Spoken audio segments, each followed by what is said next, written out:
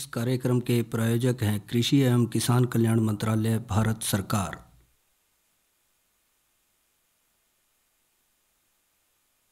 हर जोखिम से निकल कर फसल आए, सुरक्षित हो जाए। फसल बीमा से हर किसान अब आत्मनिर्भर हो जाए। संकट के समय प्रधानमंत्री फसल बीमा योजना किसानों के लिए वरदान है। अब सूखा पड़े या बाढ़ आ जाए, कोई डर नहीं। अब ओले पड़े या कीट पतंगे फसल खा जाए, कोई फिक्र नहीं, क्योंकि हमने लिया है प्रधानमंत्री फसल बीमा।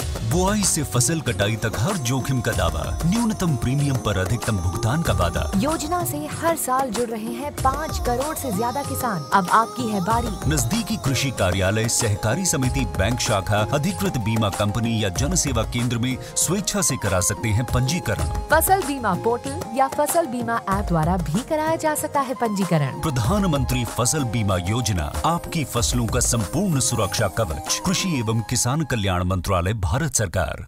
हर जोखिम से निकल कर फसल आए।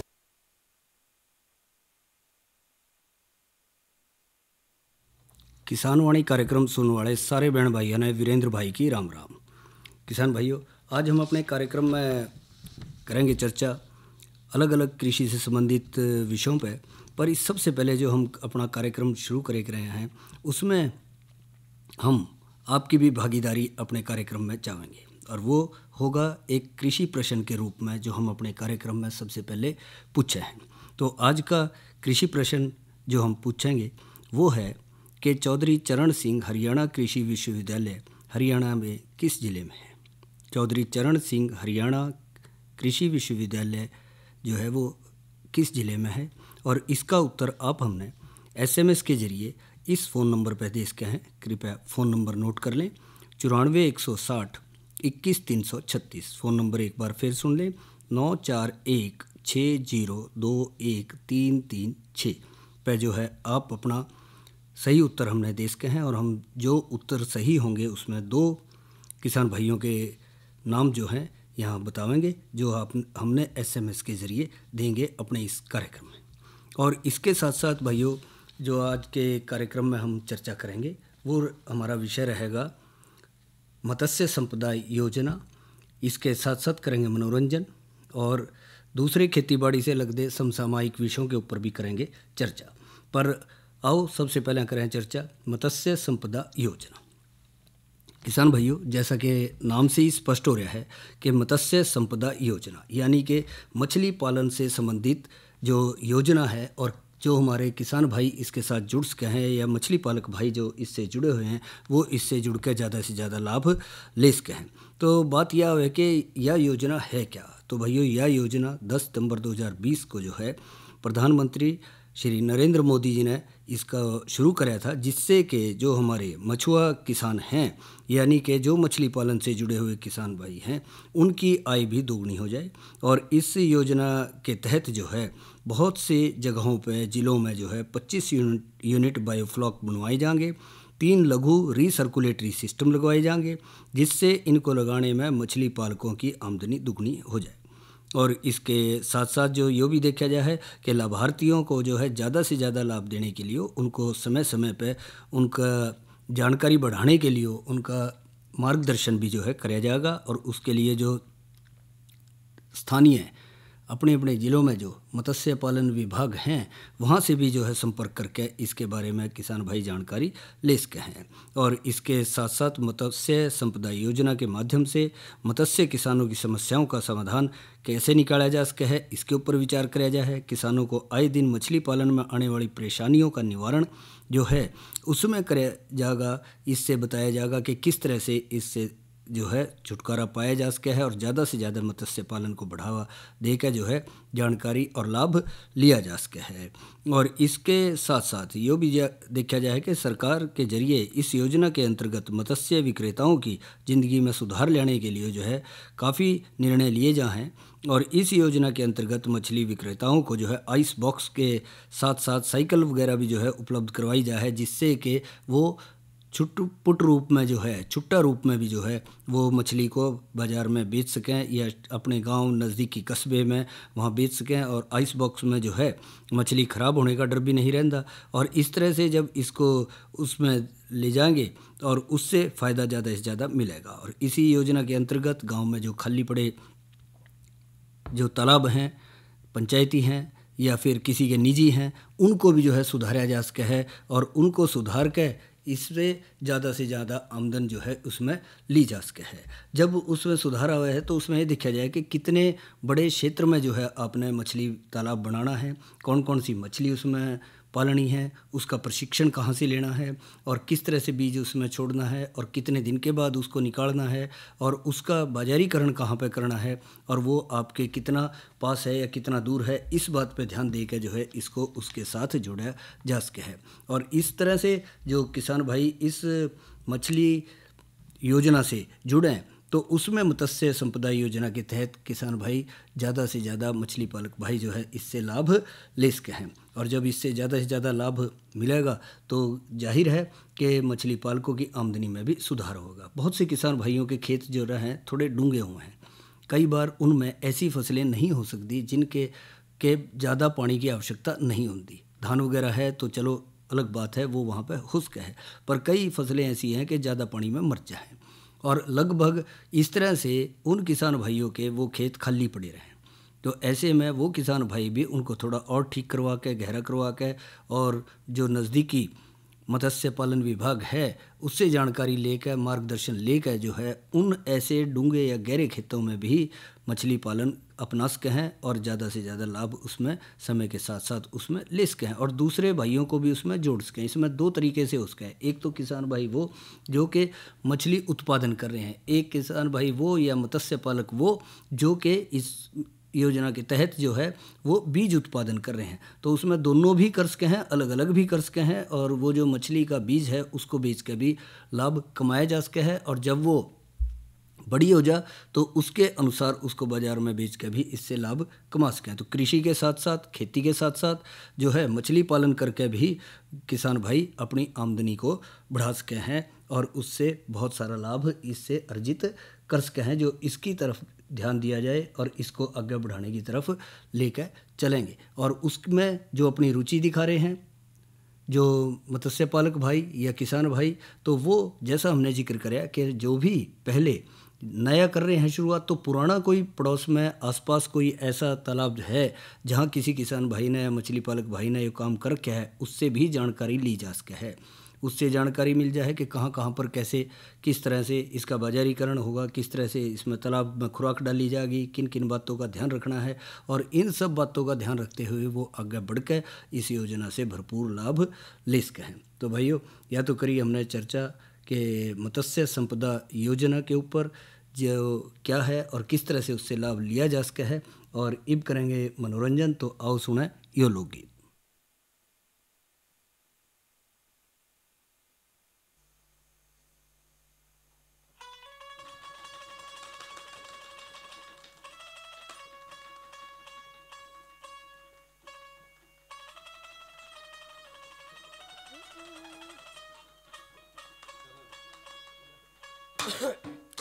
वो घनी देर में आया समय, वो देखो बाट सवेरे की,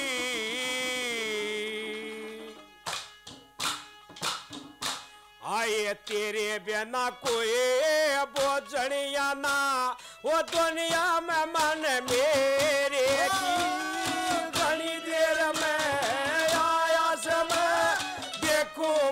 सवेरे की, तेरे बिना कोई बोझनिया ना, दुनिया में मन मेरे की। आया समय देखो बात सवेरे की, तेरे बिना कोई बोझनिया ना, दुनिया में मन मेरे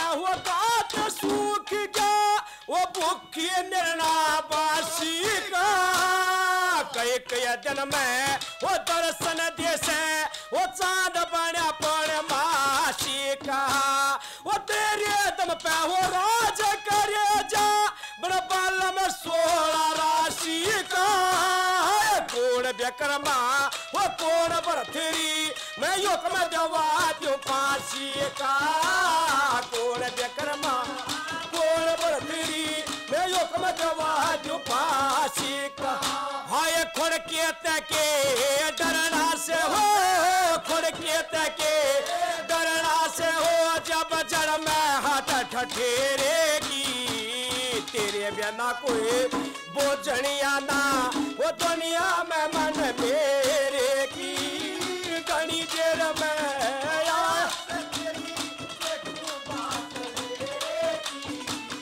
तेरे बिना कोई बोझनिया ना दुनिया में मन मेरे की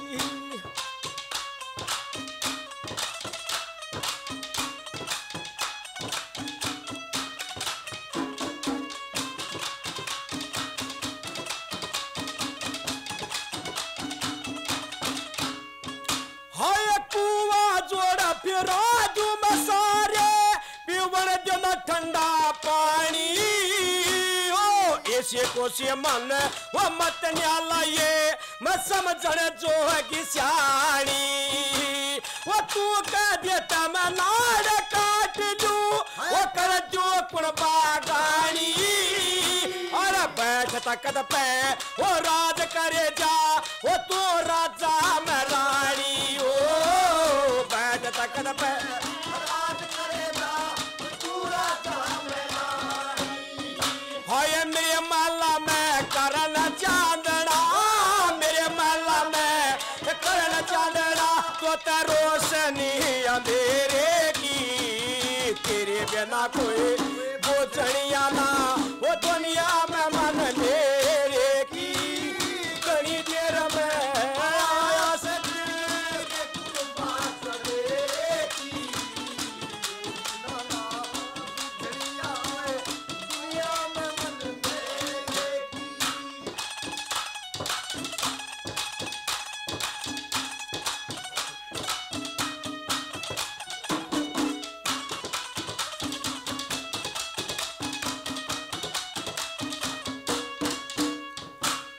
सारू कमर नदिया की रसनते ईसा मीठा रस दे दूंगी मेरे दम पे वो राज करे जा तेरे दुनिया का जस दे दूंगी जुगाल न के लब कर मां के तेरी वो मुट्ठी में डस दे दूंगी वो आज बर तेरी वो आवेगा यो मैं खाने में व्यस दे दूंगी आज बर तेरी आवेगा मैं खाने में व्यस दे दूंगी हाय राजपाट की चाबी ले अब राजपाट की चाबी ले अब मैं बहू बनू घर तेरे की तेरे बिना कोई बोझनिया ना वो दुनिया में मन मेरे की घड़ी देर में आया सल देखू बात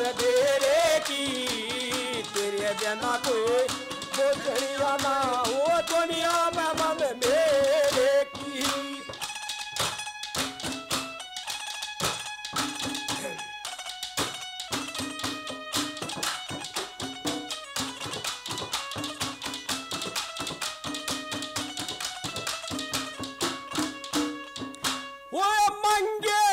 साग के मारे वो नहीं किसी से डरते जो सच्चे आशिक वो होते हैं वो मारे ते न मरते हैं वो जब तक मुसीबत रहमत भाई वो सैम खाम खा भरते हैं वो आशिकों के वो दिल से पूछो सदमे से कौन गुजरते हैं आशिकों के दिल से पूछो सदमे से कौन गुजरते हाय मैं सच्ची माँ सूख तेरी सो, मैं सच्ची माँ सूख तेरी सो, क्यों लाली झड़की तेरे की, तेरे बिना कोई बोझड़िया ना वो दुनिया में मन मेरे की।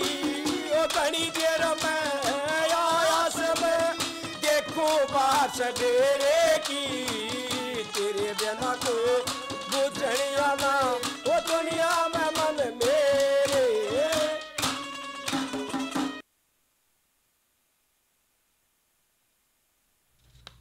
घनी देर में आया से, या तो सुनी रागनी होशियार सिंह की आवाज़ में। और भाइयों, ये करेंगे चर्चा मौसम की जानकारी पे। तो जहाँ तक आज के मौसम का सवाल है, तो आज दिन थोड़ा गर्म रहा और अधिकतम तापमान रहा 30 डिग्री सेल्सियस और न्यूनतम रहा 15 डिग्री सेल्सियस। और कल जो है अधिकतम तापमान 32 डिग्री सेल्सियस और न्यूनतम जो है 13 डिग्री सेल्सियस रहने की संभावना है। तो यह तो बात करी हमने भाइयों मौसम की जानकारी पे। और अब करेंगे चर्चा कल का कृषि कार्यक्रम क्या है। तो जहाँ तक कल के कृषि कार्यक्रम का सवाल है, तो जैसा कि भाई जाना है, कल दिन है मंगलवार, और मंगलवार को हमारा कार्यक्रम रहा है फ़ोन इन, यानी कि फ़ोन के माध्यम से किसान भाई जो हैं सीधे जो हमारे स्टूडियो में विशेषज्ञ उपलब्ध हैं उससे संपर्क साझा करके जो है वो अपने जो समस्याएं और सुझाव जो है साझा कर सके हैं। और जो कल का हमारा विषय रहेगा फ़ोन इन के लिए, वो रहेगा बदलते मौसम में पशुओं की देखभाल। और जो विशेषज्ञ होंगे वो रहेंगे डॉक्टर KL दहिया। और इसके बाद भाइयों अब करेंगे चर्चा जो है एक ऐसी जानकारी पे जो कि कई दिनों से हम करते आ रहे हैं और इस साल जो है वो बहुत ही अहम है, और वो है IYOM, यानी कि अंतर्राष्ट्रीय मोटा अनाज वर्ष 2023। इसकी सफलता के लिए सरकार का क्या योगदान चल रहा है, इसके ऊपर करेंगे हम चर्चा। तो जहाँ तक IYM यानी कि अंतर्राष्ट्रीय मोटा अनाज वर्ष को सफल बनाने की बात है, तो सरकार बहुत कदम उठा रही है, इसके ऊपर बहुत तेज़ी से काम कर रही है। और सरकार के प्रयासों से जो है इसको संयुक्त राष्ट्र के ज़रिए अंतर्राष्ट्रीय स्तर पर पहचान मिली। और सरकार ने मोटे अनाजों और उनके पोषक गुणों के बारे में जागरूकता बढ़ाने के लिए राष्ट्रव्यापी जन आंदोलन शुरू कर रखा है और इनको आधुनिक समय के पकाने में आसान स्वास्थ्यवर्धक आहार के रूप में प्रचारित कर रही है। मोटे अनाजों के जो एक धारणा है वह यह है कि ये गरीबों का भोजन होने के कारण जो है कम लोग खाएं, जबकि ऐसी धारणा नहीं है। भोजन तो भोजन है, क्या अमीर और क्या गरीब सभी जो है उसको इस्तेमाल कर सके हैं। और इसी तरह से इस धारणा को ख़त्म करने के लिए कि रेडियो, प्रिंट, सोशल मीडिया और दूसरे माध्यमों के जरिए जो है विभिन्न कार्यक्रमों और गतिविधियों के जरिए जो अभियान चलाए जा रहे हैं। दुष्प्रचार का मुकाबला करते हुए भी इन अभियानों में इन्हें जो है सुपर फूड के तौर पर पेश किया जा रहा है। मोटे अनाजों से बनने वाले पुराने व्यंजनों को फिर से लोकप्रिय बनाकर उनको मुख्य धारा के भोजन का जो है एक बहुत ही अहम हिस्सा बनाने का प्रयास किया जाए। मोटे अनाजों से बने स्वादिष्ट और स्वास्थ्यवर्धक उत्पाद बड़ी संख्या में बाज़ार में उपलब्ध हैं और इसके साथ साथ देखा जा रहा है कि बहुत बड़े स्तर पर, चाहे वो राष्ट्रीय या अंतर्राष्ट्रीय स्तर पर जहाँ भी मेलों का आयोजन हो रहा है वहाँ पे इनका प्रचलन भी काफ़ी बढ़ रहा है। मोटे अनाजों की जो मूल्य श्रृंखला में 500 से ज़्यादा स्टार्टअप काम कर रहे हैं। भारतीय मिलेट अनुसंधान संस्थान ने राष्ट्रीय कृषि विकास योजना खेती और इससे संबंधित क्षेत्रों के जो कायाकल्प के लिए जो लाभकारी दृष्टिकोण जो देखा गया उसके तहत भी 250 स्टार्टअप संस्थानों का जो है शुरू करा है और कुल 66 स्टार्टअप जो संस्थानों को 6.2 करोड़ रुपए वितरित करे गए हैं और लगभग 25 ऐसी संस्थाओं को और वित्तीय सहायता के लिए भी मंजूरी दी गई है और इसीलिए जो है इनको सुपर फूड के तौर पर जाना जा रहा है। केंद्रीय स्वास्थ्य और परिवार कल्याण मंत्री के निर्देश पर उनके मंत्रालय ने स्वास्थ्यवर्धक भोजन को बढ़ावा देने के उद्देश्य से अपनी कैंटीन में भी समोसा और ब्रेड पकौड़ा जैसे तले हुए व्यंजन बंद कर दिए और उनकी जगह जो है कैंटीन में बाजरे की रोटी, चिल्ला जैसे स्वास्थ्यवर्धक विकल्प जो हैं वो मिलने लगे। भारत सरकार ने IYM से पहले 7 सूत्रों की शुरुआत करते हुए इनके लिए विभिन्न सरकारी विभागों का आवंटन किया और ये 7 सूत्र उत्पादन, उत्पादकता, वृद्धि, पोषण और स्वास्थ्य लाभ, मूल्य संवर्धन, प्रसंस्करण और व्यंजन विकास, उद्यमिता, स्टार्टअप, सामूहिक प्रगति, जागरूकता, ब्रांडिंग, लेबलिंग और प्रचार अंतर्राष्ट्रीय पहुंच और मोटे अनाजों को मुख्य धारा में लाने के लिए नीतिगत हस्तक्षेपों से संबंधित है। पोषण और स्वास्थ्य लाभ के सूत्र के अंतर्गत इट राइट अभियान जैसे कार्यक्रमों के जरिए सेहत और पोषकता के लिए जो है मोटे अनाजों को बहुत लाभों के तहत देखा जा रहा है और इसके प्रति के क्या लाभ हैं उनको जागरूकता का प्रसार कराया जाएगा। भारतीय कृषि अनुसंधान संस्थान, राज्य कृषि विश्वविद्यालयों, भारतीय चिकित्सा अनुसंधान परिषद, राष्ट्रीय पोषण संस्थान, आयुष, भारतीय मिलेट अनुसंधान संस्थान, केंद्रीय खाद्य प्रौद्योगिकी अनुसंधान संस्थान और इसके अलावा अर्धशुष्क कटिबंध अंतर्राष्ट्रीय फसल अनुसंधान संस्थान जैसी संस्थाओं के लिए प्रौद्योगिकीय समर्थन हासिल करने के भी प्रयास बढ़ाए जा रहे हैं, जिससे कि वे शोध और साक्ष्य संग्रह कर सकें। मोटे अनाजों के जैव पुष्टिकरण को भी बढ़ावा देने और उनके बारे में शोध पत्रों में डिजिटल प्रकाशन पर भी ज़्यादा ध्यान केंद्रित करने का प्रयास कराया जा रहा है और राष्ट्रीय अंतर्राष्ट्रीय ख्याति के संस्थानों के जरिए इससे अध्ययनों को प्रोत्साहन करने के अलावा आंगनवाड़ियों के जरिए महिलाओं में जागरूकता फैलाने पर भी जोर दिया जा रहा है और इस तरह से सरकार देश भर में मोटे अनाजों पर उत्कृष्टता केंद्र स्थापित करने और उद्योगों को इन केंद्र से जोड़ने की योजना भी बना रही है, जिससे कि जाहिर है कि इन मोटे अनाजों को आम जनता जो है स्वीकार करेगी और उनको इस्तेमाल करेगी अपने दैनिक जीवन में और एक अच्छा स्वस्थ जीवन जो है वो जीवेंगे। तो भाइयों, या तो करी हमने चर्चा IYOM 2023 की सफलता के लिए सरकार के योगदान पर और अब समय है कि आज के जो हमारा कृषि प्रश्न था उसके सही उत्तर का।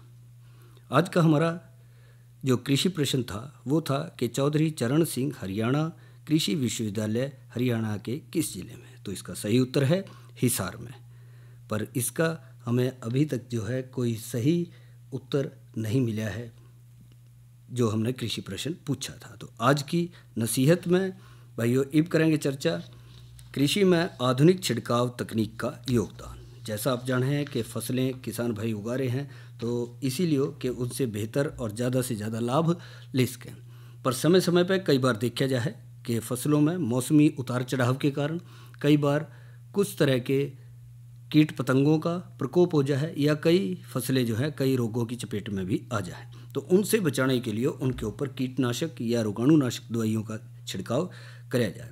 तो ऐसे में बहुत से परंपरागत तरीके भी रहे हैं, जैसे कुछ दवाइयाँ ऐसी थी जो तरल अवस्था में थी या पाउडर अवस्था में, उसको रेत में मिला के या राख में मिला के जो है उसका छिड़काव फसलों के ऊपर कराया जाता था। इसके साथ साथ फिर और तकनीक आई और उसमें छिड़काव यंत्रों का इस्तेमाल होने लगा और उसमें छिड़काव यंत्र में तरल पदार्थ को जो है उसमें डाल के और उसमें घोल के पानी का घोल तैयार करके फसलों के ऊपर उसका छिड़काव कराया जाए। अब यही जो छिड़काव यंत्र हैं अब आधुनिक रूप ले रहे हैं और उसमें फसलों के ऊपर छिड़काव में अपना योगदान दे रहे हैं। तो ऐसे में छिड़काव पंप में जो देखा जाए अमूमन देखा जाए कई भागों में इसको बांट लें। एक तो पंप आ जाए, एक पावर का उद्गम स्थान आ जाए जो हम उस पंप को देखें, छिड़काव टैंक है, उसमें तरल पदार्थों को मिलाने वाला यंत्र है, विभाजन पद्धति आ जाए कि दवाई और वो पानी का उसमें क्या है योगदान रहेगा, और प्रेशर बना रहा है जो उसका सिलेंडर है। तो इस तरह से जब ये चीज़ें जुड़ रही हैं तो उसी तरह से उसको इस्तेमाल भी कराया जाए। और फिर जो ये भी देखा जाए कि जो हम इस्तेमाल कर रहे हैं पंप, उसके अंदर नोजल कैसी है, एक कट वाली है, डबल कट वाली है, या फिर उसमें बारीक छेद हैं, एक छेद है या कई छेद हैं, जिससे कि उसका छिड़काव ज़्यादा क्षेत्र तक हो। और फिर उसके अंदर हम यो भी देखे हैं कि एक तो पहले जो परंपरागत जो हमारे पंप थे वो पीठ पर लगा के किसान भाई जो है एक हाथ से उसने चलाए थे, एक हाथ से उसकी नोजल को हाथ में पकड़े थे और उसके आगे 3-4 फीट का हिस्सा जो है वो छिड़काव के साथ टेढ़ा उसको अपने अंदर ले लेता फसल को। अब जो आ रहा है उसके अंदर एक नोजल की बजाय उसमें 6 नोजल भी इकट्ठी लग सके हैं, या फिर बड़े प्रेशर वाले यंत्र आ रहे हैं जो ट्रैक्टर से चल सके हैं, इंजन से चल सके हैं, या फिर इसके साथ साथ दूसरे यंत्र आ रहे हैं जो कि बड़े जिसके अंदर 20-20 नोजल इकट्ठी चले हैं, वो भी चल रहे हैं, बड़े छिड़काव यंत्र आ रहे हैं। इस तरह से जब देख रहे हैं कि ये जो बड़े छिड़काव यंत्र है जिनको कि नैपसेक छिड़काव पंप भी कहते हैं, ये एक तरह से उचित छिड़काव तकनीकी का योगदान कृषि में इसके ज़रिए बढ़ रहा है। और इसमें भी जो ट्रैक्टर चालित छिड़काव में प्रेशर से छिड़काव कराया जा है, इस प्रकार ट्रैक्टर का जरिए जो प्रेशर को संचालित कराया जा है, और इसमें सबसे ज़्यादा अहम योगदान इस पंप का रहा है और वो है हमारे बागवानी में, क्योंकि वहाँ पेड़ जो हैं बड़े हैं, फलदार हैं, ऊंचाई तक जो है जो दवाई है, पानी है, वो वहाँ तक पहुँचाना है, तो उसके लिए ज़्यादा प्रेशर की ज़रूरत पड़ा है, तो उसमें ट्रैक्टर का इस्तेमाल उसके ज़रिए कराया जा सका है। और बड़े बागों में बड़े बड़े पेड़ों पर ज़्यादा ऊंचाई तक छिड़काव करने में इसका इस्तेमाल सबसे ज़्यादा कराया जा रहा है। छिड़काव में नोजल का बहुत बड़ा योगदान है, और छिड़काव करने से पहले नोजल को जान लेना बहुत ज़्यादा ज़रूरी है। यहाँ पर छिड़काव के लिए प्रयोग होने वाले जो आप देखें हैं, किसान भाई अपने अपने हिसाब से उसको इस्तेमाल करें हैं खेतों में। और इसमें यो भी देखा जाए है कि नोजल में के खरपतवारों के जो नाशक हैं उनके इस्तेमाल के लिए सही भी है नहीं है, कीटनाशकों और फफूंदनाशकों के लिए सही है नहीं है, और फाइन स्प्रे करने के लिए बेहतर है या नहीं है, या एक से अधिक नोजलों वाली बूम के लिए बेहतर है या नहीं है। क्या हम परंपरागत जो हमारे पंप हैं उसको भी हम जो है ज़्यादा एक से अधिक नोजल वाले में बदल सके हैं, इसका भी ध्यान रख के चल सकें। इससे छिड़काव का आकार नुकीलापन लिए हुए है या सीधा है, या इससे स्प्रे असमान हो रहा है या एक बराबर हो रहा है, इससे बड़ी बूंदों के साथ स्प्रे हो रहा है, बारीक बूंदों के साथ हो रहा है, कम प्रेशर पर भी छिड़काव का दायरा ज़्यादा है या कम है, इससे किनारों पर कम छिड़काव हो रहा है या बीच में ज़्यादा हो रहा है। एक नहीं कई बातों की तरफ जो है ध्यान दिया जाए और तब जाकर इसको इस्तेमाल कर हैं कि कैसे कैसे कहाँ कहाँ पे जो है छिड़काव करने लग रहे हैं, उसी के अंतर्गत जो है इसको ध्यान में रखते हुए इस्तेमाल करें हैं। और ये भी देखा जाए कि पंप का काम छिड़काव के लिए बेहतर तरल पदार्थों को नोजल तक पहुँचाने में मदद कर रहा है या नहीं कर रहा है, या इसके साथ साथ इसके लिए दबाव भी पैदा कर रहा है उसको छिड़काव यंत्र को इस्तेमाल करने का, क्योंकि जब तक उसको इस तरह से इस्तेमाल नहीं करेंगे तो उसका प्रयोग सही नहीं कर पाए। तो आधुनिक तकनीक में बल्कि समय के साथ साथ अब ड्रोन का इस्तेमाल भी छिड़काव की तरफ किया जा रहा है, इसकी तरफ भी शोध चल रहा है कि किसान भाई कैसे इसके ऊपर ज़्यादा से ज़्यादा इस्तेमाल इसको कर सके हैं। तो यह तो करी हमने चर्चा कि कृषि में आधुनिक छिड़काव तकनीक का योगदान पर, और इस कार्यक्रम के प्रायोजक थे कृषि एवं किसान कल्याण मंत्रालय, भारत सरकार।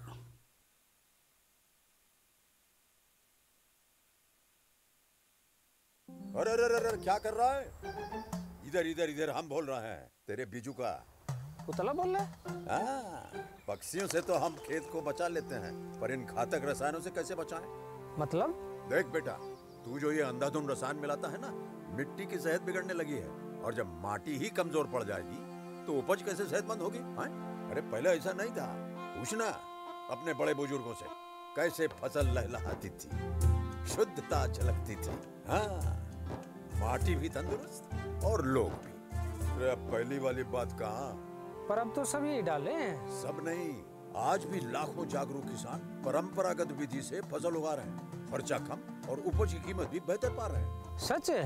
रे बेटे, एक्सपीरियंस से बता रहे हैं, धूप में बाल सफेद नहीं किए हैं। हाँ। ठीक है भाई, मैं भी आज से जैविक खेती शुरू करूंगा। माटी से प्रेम की परंपरा है, परंपरागत खेती।